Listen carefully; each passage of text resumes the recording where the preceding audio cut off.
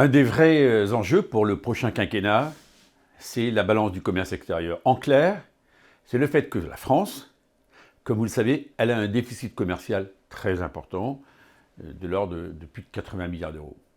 Et quand on regarde ce déficit commercial, il y a deux choses. La première, c'est la facture énergétique, puisque nous importons plus de 40 milliards, donc un déficit commercial de 40 milliards pour la seule énergie.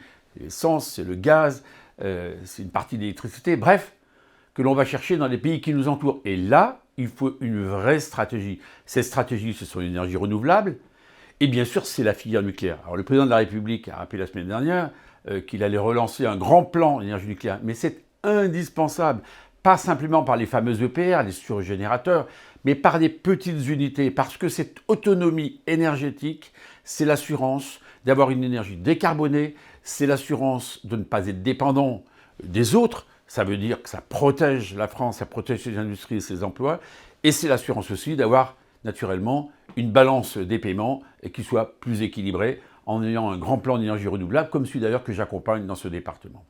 Et la deuxième chose, c'est l'industrie. Parce qu'il y a des secteurs, il y a des domaines dans lesquels nous avons perdu des parts de marché. Certes, ça va mieux depuis 5 ans. Certes, la France est devenue la première destination où les industriels investissent. Certes, on a baissé les impôts de production, mais il faut aller encore plus loin.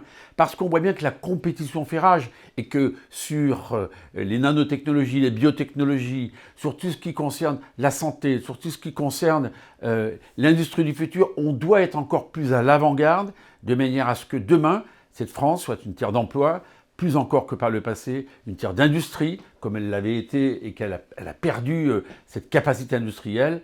Eh bien, j'appelle de mes vœux que ce prochain quinquennat soit le grand plan de la réindustrialisation du pays.